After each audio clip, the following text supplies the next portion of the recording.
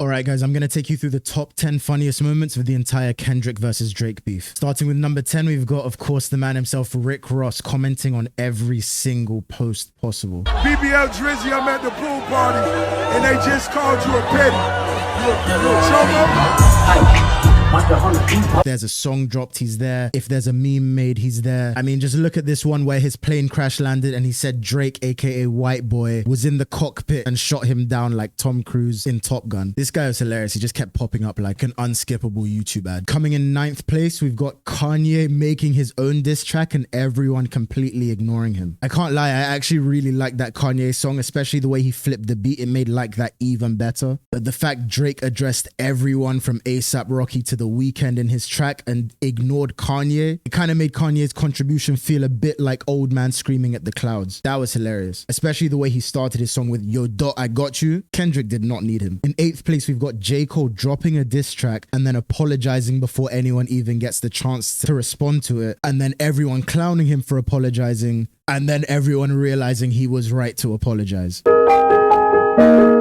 Clearly, Cole was not built for this and he made the right decision, but that whole turn of events was just hilarious. In 7th place, we've got Rick Ross's diss track. This one was just funny just for the fact of the cover art that he put on. The song itself wasn't that funny, but the cover art was hilarious. Just look at it on screen here. It feels like Rick Ross doesn't even hate Drake that much. He's just using this as an opportunity to keep trolling, and that just makes it so much more enjoyable. This beef wouldn't be the same without Rick Ross. In 6th place, we've got Kendrick dropping 20 minutes after Drake. Do you understand how diabolical that is? 20 minutes? I was asleep when Drake dropped, so actually when I woke up, 2 diss tracks were out. I didn't even know which one to start with. Wake up.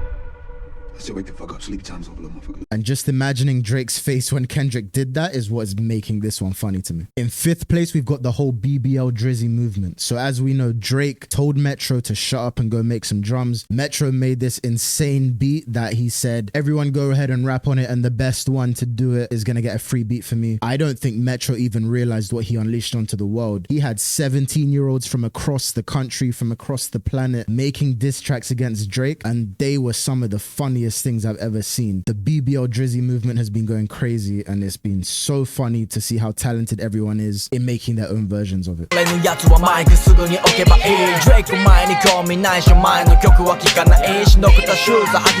4th place, I've got Drake's master plan backfiring. So Drake basically came out and said he fed the fake information to Kendrick and it was all part of his master plan, ha ha ha. But as I just mentioned a few points ago, getting Kendrick to drop 20 minutes after your big song basically lost him the beef because it took all the wind out of his sails. So now when he says it was all part of his plan, we have to sit and think, this sounds really funny when you break it down. I'm gonna read a tweet I saw that broke it down in the funniest way possible. This guy said, it's as though Drake said, remember the lowest moment of my career when I was exposed for hiding a child? Yeah, let's run that back and give him that false info so he takes all the momentum out of family matters. Then we pop up 2 days later like, gotcha, he's gonna look so stupid. And this guy followed up by saying, this is like Chris Brown getting someone to fake leak that he hit another woman and being like, ha, stupid, I only beat that one woman. Doesn't make any sense, bro. I found this one hilarious. In 3rd place, we've got Metro Boomin's whole movement backfiring on himself when people discovered his old tweets and there was a bit of stuff that was similar to what he was accusing Drake of, to the point that everyone started a new movement calling him Metro Grooming. That hashtag just took me out completely. That was hilarious. I wonder if he'll make it out on the other side intact. In 2nd place, I've got to give it to DJ Akademiks reaction videos. If you don't know DJ Akademiks, he's the biggest Drake fanboy. So anytime Drake would drop, he would be all ecstatic, dancing, but then Kendrick would drop 20 minutes later and it would be like he went from being on top of the moon to being in a deep depression. Kendrick did not drop, bro.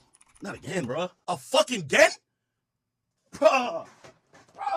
On top of that, during all these reaction videos, we got what was to me one of the funniest moments, which is when he accidentally switched the tab to his email and we saw all of his emails are just from DoorDash, bro. This guy has been eating 7 times a day. We got to feel sorry for these drivers. He's been calling out non-stop. That took me out when I saw his emails. And in 1st place, you must have guessed it, the funniest moment of this whole beef was the first time we all heard Kendrick's now iconic line, trying to strike a chord. It was probably A minor. Of course, I can't get it across like Kendrick does, but you remember where you were when you first heard that line, and that one is gonna stay relevant for the whole of summer. I think that line itself ended the whole beef. So tell me what you think? I think this has been the funniest rap beef I've ever witnessed. Let me know what moments I missed out and which ones I've got the ratings wrong on. Don't forget to like and subscribe, and peace.